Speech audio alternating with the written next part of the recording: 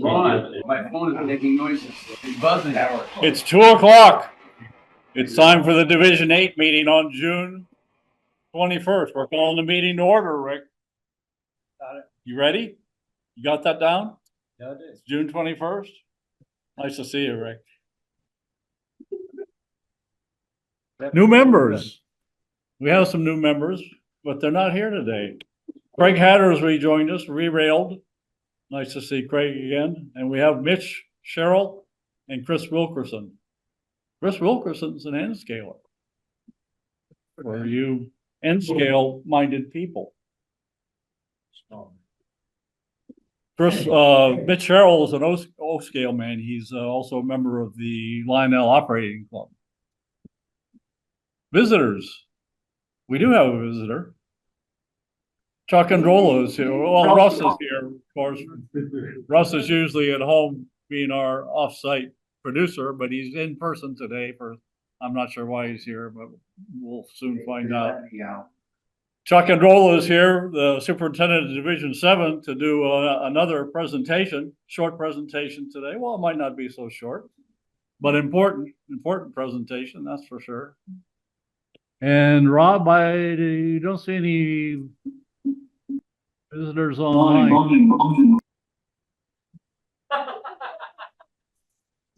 Well, that's interesting. Welcome. Okay. It's time for a special presentation from Barbara Soward, who happens to be the new treasurer of the Mid-Central region, if you didn't know.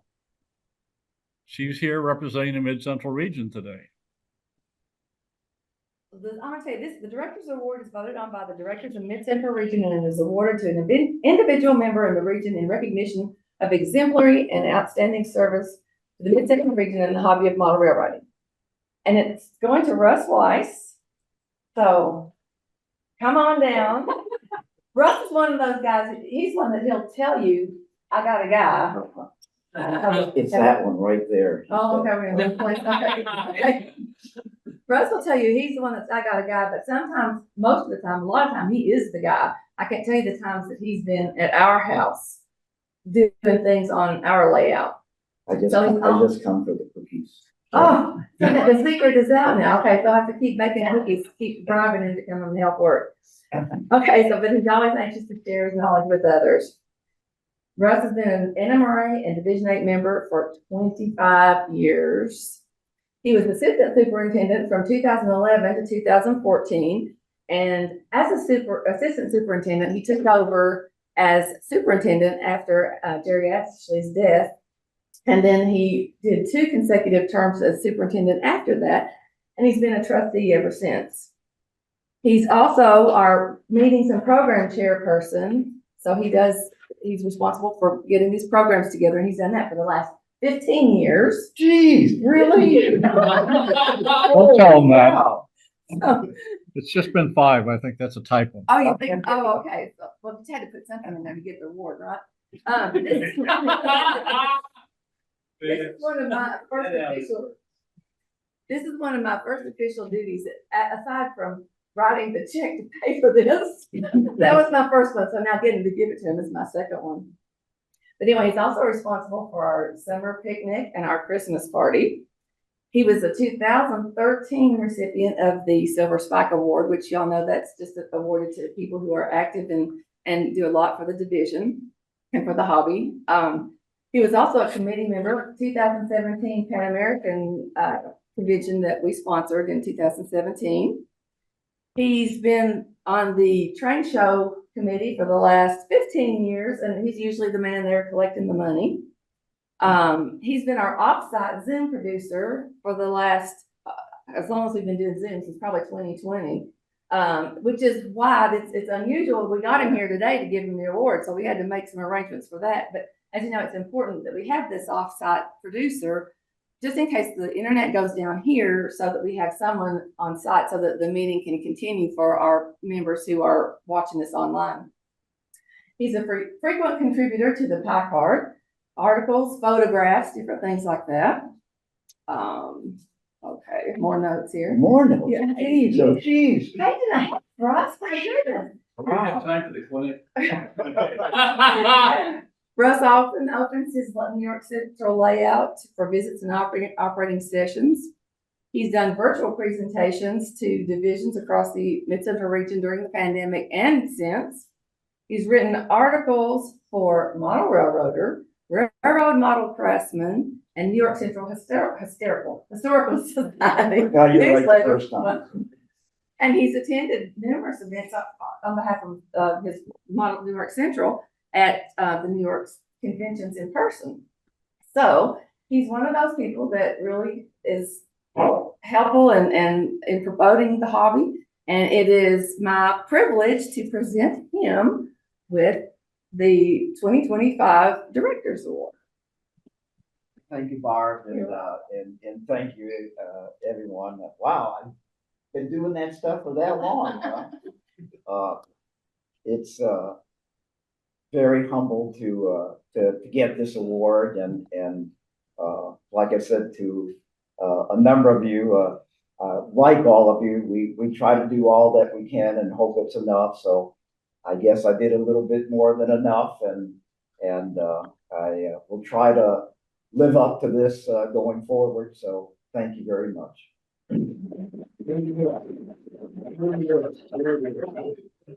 Chuck, you're on, I'm up. sir. Clean my spikes and we'll get on with it. It seems that the Division 8 made a clean sweep of the regional awards this year, which doesn't really surprise me. I'm here today to present Mid-Central Region's Wonderful Award. The Wonderful Award is sponsored by Division 7 in honor of an inspirational member, the late Russ Wonderful.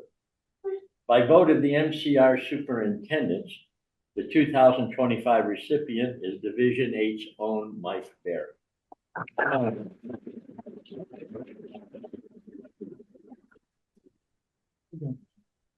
Usually don't trust people that tall with that much hair. Oh, sorry. Can't do much about the hair. This award is presented to outstanding individuals like Russ Winford and Mike Barry, who by their actions, involvement with division activities, and overall extraordinary volunteer service have promoted the hobby of model railroading and the NMRA. Mike has an impressive NMRA resume of service to Division 8 as a treasurer, member of the BOD, welfare chair, and perennial volunteer at division train shows. He too is a recipient of Division 8's Silver Spike Award for his extraordinary service. While working at, I believe, at Scale Reproduction Hobbies, he has shared his wealth of modeling knowledge with hundreds of people, where he recruited and mentored many new members. It is my distinct honor, with Division 7's respect, to present you with this plaque in well-deserved recognition of your contributions to our great hobby and organization. Well, thank you very much. Appreciate it. May I add one other comment? Mike's contributions are many, we all know, but he is not a one-man band. There are many members of this division who have contributed in making it one of the most outstanding and respected divisions in the MCR. Thank you again, Chuck. Appreciate it.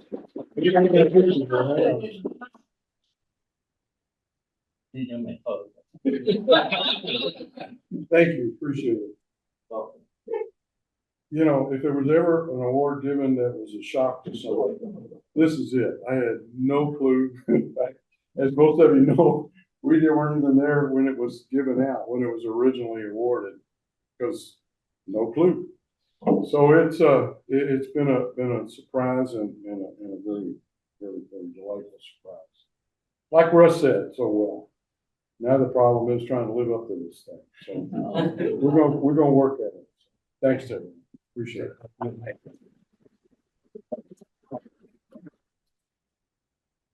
Okay, on with the show. Who'd like to hear the minutes from the last meeting, or would like to make a motion to approve the minutes as? Motion we approve as Got that, Rick? Yeah. Stan White and Bruce the mayor. All those in favor of approving the minutes as posted, please. Any opposed? Good. Now we move on to treasurer, Mike Berry.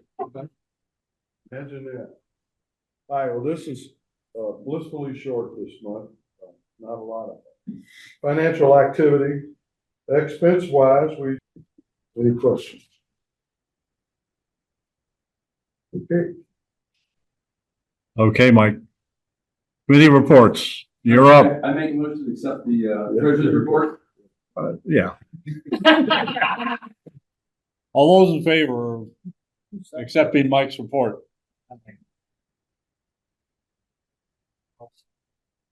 Put Barry down as putting the motion. He never does. He never catches that. And Bob Kukler is the second.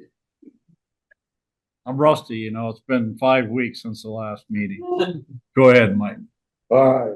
This month, member welfare, couple things. One, Ken Pettit, member of the Southern Indiana Club, besides obviously divisionally, was in the hospital for a short stay, is home and recuperating, doing well, I understand. And then, our own Ron Stylberg, right here, wife passed away, suddenly. And, so that's a tough one for everybody. Sorry again, Ron. And as always, please, if you hear of anyone with an issue, let us know. We don't want things to just float by and somebody feels like nobody cares. So let us know. Any questions about member welfare? Okay. Thank you, Mike.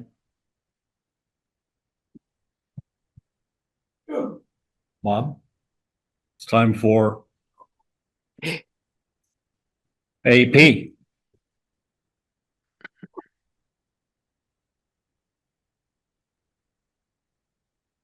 Have a speech, so this is. Month or two ago, we judged a building for Stan White. And it has won a merit award, and we finally got the paperwork back, and I am here to present a merit award to Stan White. So it's hard to believe, but today is the final category in our current model contest year, and it's a very popular one, open loads. So we did have 6 entries this time around, and want to share honorable mention with several of the folks that entered models. Ed Brennan, MMR, for his open load farm tractors. And John Helton, thanks a lot, amigos. In the middle there. David Mertz, open load L&N car number 21757. So thank you guys for those great models there. Very good. Let's go on now to third place. Third place is our re-railed member, Craig Hatter. And he did Monon flat car with the tractor load. And then second place is Bob Kukler, MMR, circus wagons on flat cars. And not only are they on the show and tell table today, but a really amazing circus tent there too that Bob can tell you about. So it's on the paper there. First place in this category is the king of open loads. So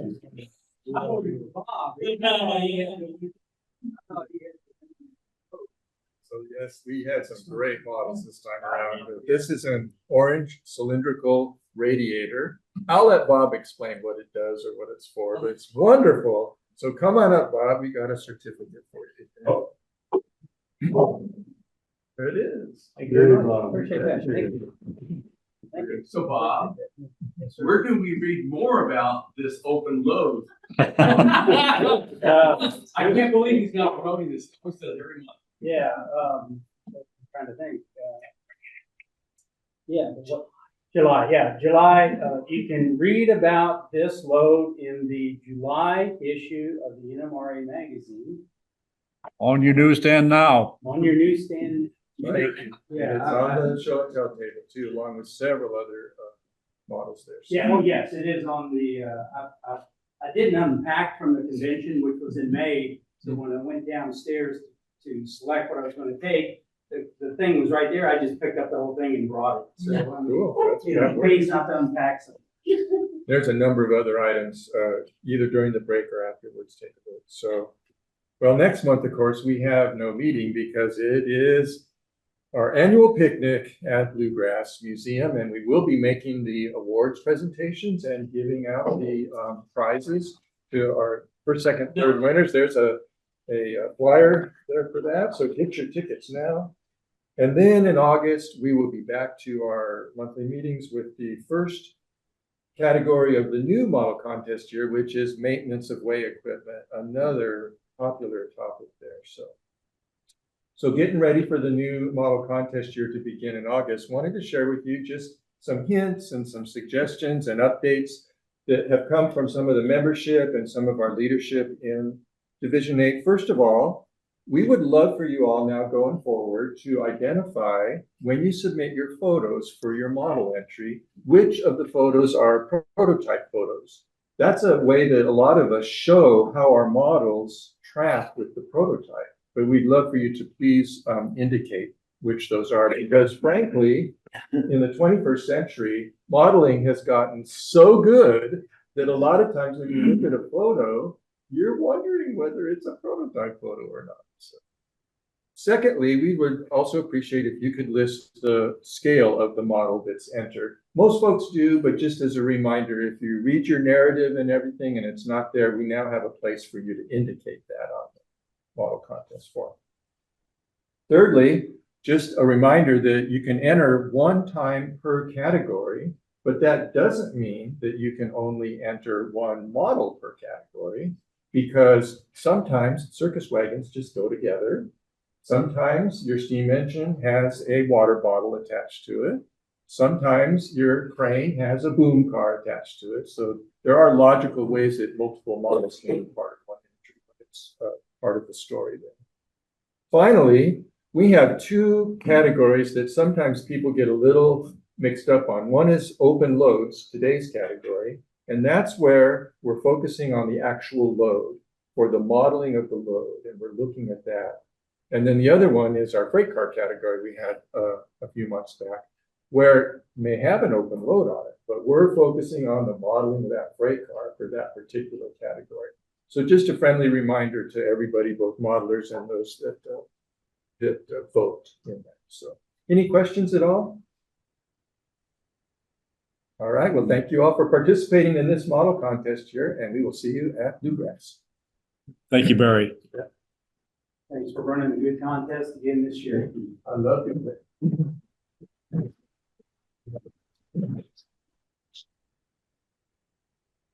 Programs and meetings. Benny? Mr. Weiss, I know you're not used to this format, but Here. yeah. Okay. All right. Yeah, look this one. So today, we're pleased to have our own Bruce the Mayor. Bruce is gonna be, showing us how he's, scratch building this, Whitefish, Montana, depot. And, I think you're gonna be very impressed because this is not your normal scratch building project. There's a lot of different layers to this that Bruce is going to tell you about. So this should be a real fun presentation. Like Barry was saying, next month is our picnic. Can't believe it's picnic time already. Ron's going to fill you in on a few more details of that. So then August, again, as Barry was saying, that it starts our new contest cycle.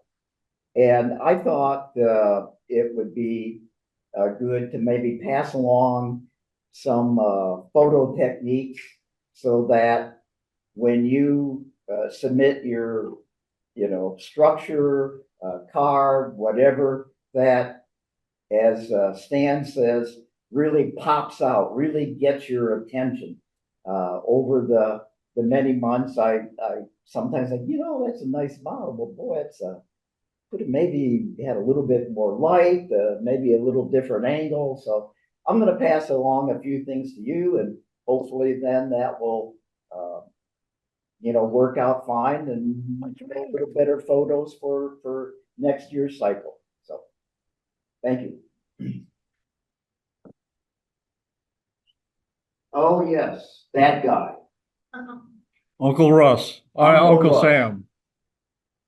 So, you want to get something done on your layout, you got to give yourself a deadline. And what a better way to give yourself a deadline is to have us over and take a look at your layout. We've been very successful, Rick, Bob, myself, Stan, gone over very well. Now, it doesn't have to be all finished. Or who has a finished layout anyways, right? But I think a lot of us that have gone to different conventions and somebody will have us on the tour and maybe they're just a little beyond the bench work. And then a couple years later, you come back and go, wow, he's done nothing to it. Probably because there wasn't a deadline. See, so no. But you can come back and see what progress is, and you're usually very, very impressed. This is another way too that if you are under the construction side of it, is a lot of us who maybe are a little further along in the layout that get some ideas from. So think about that and let myself or Ron, Fred know, and we'll be glad to work together. Thank you. Thank you, Russ. Okay, reminder that we will soon gather on Saturday, July 26th for the Division 8 annual picnic. We'll gather at 11:30 at the Woodford County Extension Office, also known as Agricultural Water and Waves Office. Don't worry about it. It's at 184 Beasley Road in Versailles, Kentucky, where we'll have a catered lunch and the award contest, and then we're going to go for a train ride. When the pie card is published on July 1st, there'll be a complete schedule in the superintendent's column. Oddly enough, I'm not sure what it's doing there to tell you when to go and what to do once you get there. The train departs promptly at 2 p.m., I think. I've never ridden the train there, but that's what the schedule is it departs 2 p.m. So be on board a little bit early or else you'll miss the train and be left behind in the dust. Here's a... Oh, sorry, Bob. Yes, sir. This is just an observation, and since we have a gentleman here from Division 7, I missed going to the Division 7 train show because it was scheduled on the same day as our train show recently. And yeah, that was brought up at one of our BOD meetings, and we plan on getting together with you for next fall, and we'll get some. Okay. Straight, so we don't come because I enjoy going to both shows, and ours is scheduled through 27 or 28. Just look at the website, the dates of this. Yeah, I noticed that it's on the same. I'll send you a list too. Thank you. That way you have it in front of you. Here's a quick map of where these places are located. And you're welcome to drive the 450 feet, but it's an easy walk. It's all flat. Save the environment. And speaking of train shows, we should have saved your comment for here, Bob. But I didn't think of it, or I would have warned you.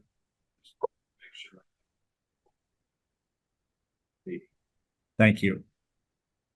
Our show is on November 15th, our fall show, from 10 to 3 at the Holy Family Parish. So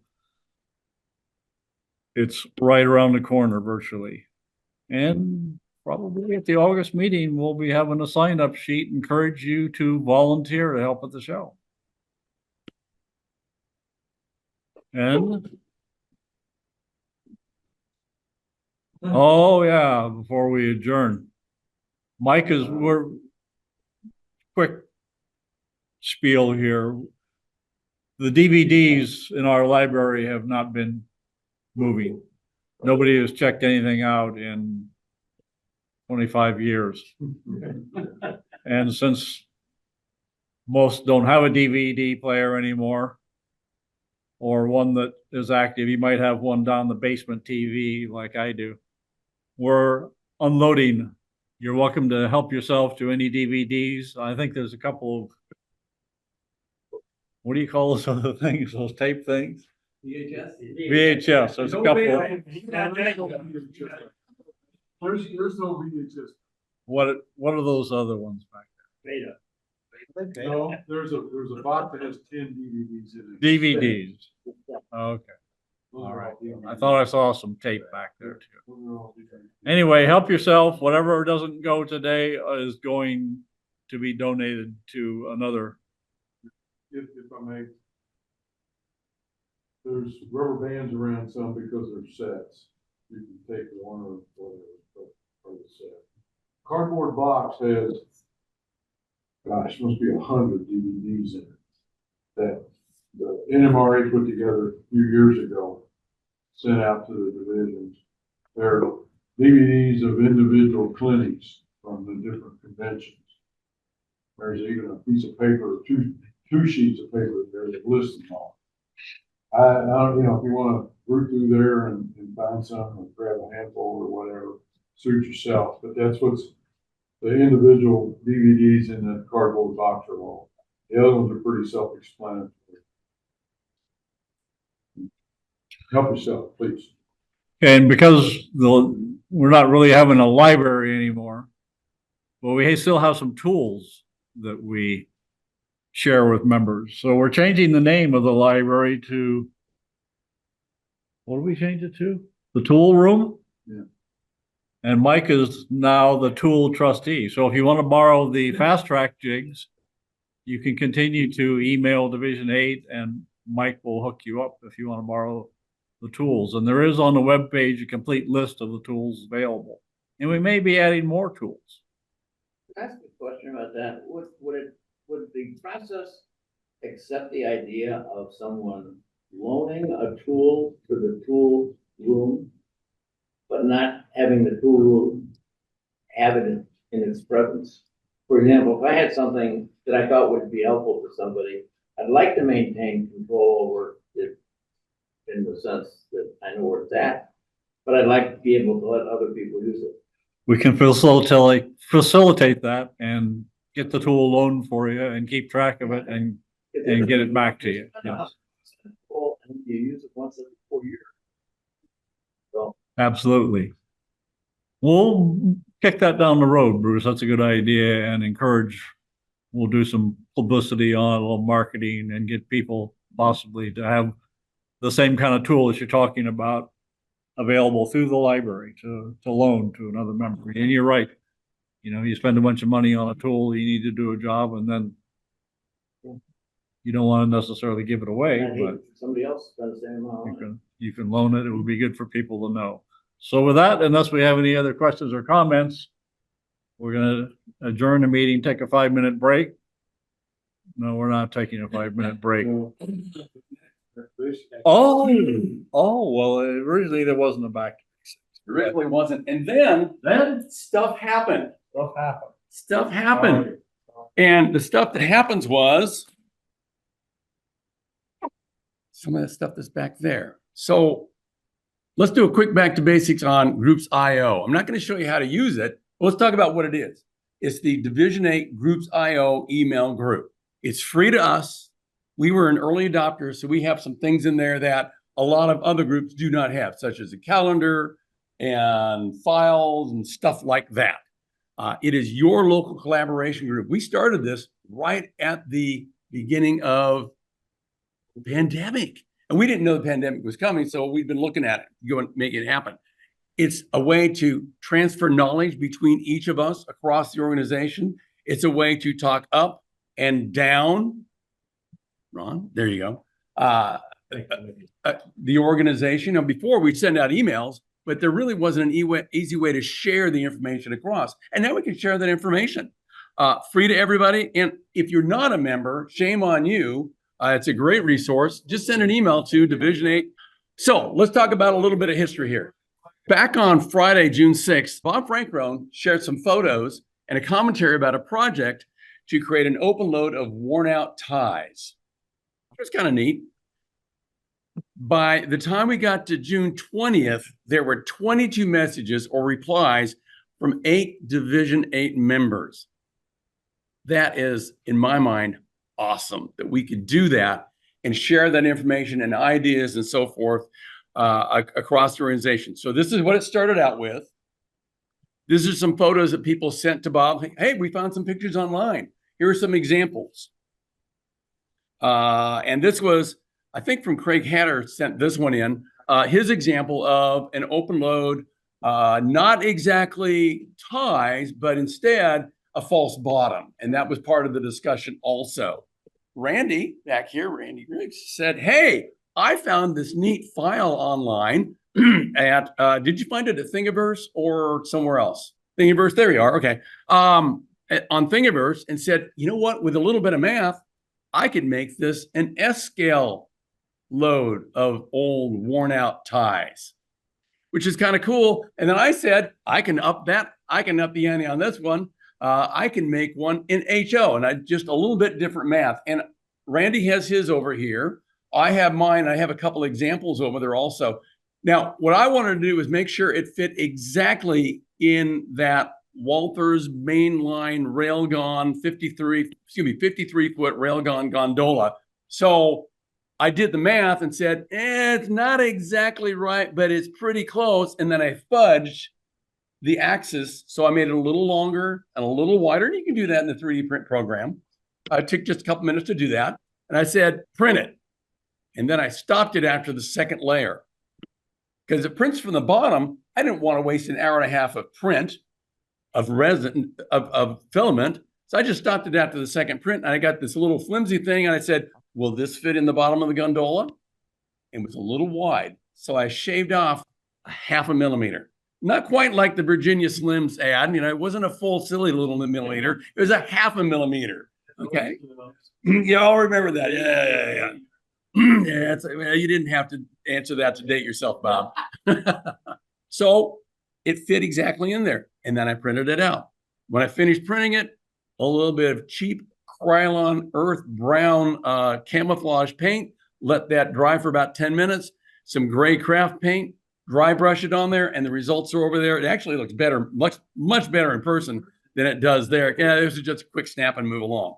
So I want to thank the 22 people, or excuse me, the 8 people who replied to that. And I actually have some of these for you all. Now, this may not fit exactly the gondola you have, but it will fit exactly in the mainline Walther's 53-foot. So it's going to be close. If it's a little wide, you know what? File, sandpaper will do that. If you want to make this a short version, find where there's a good gap between the ties, chop it, and it becomes a 40-foot load as well. So there you go. That's my back to basics. Get involved. Learn something. Okay. And now we're done.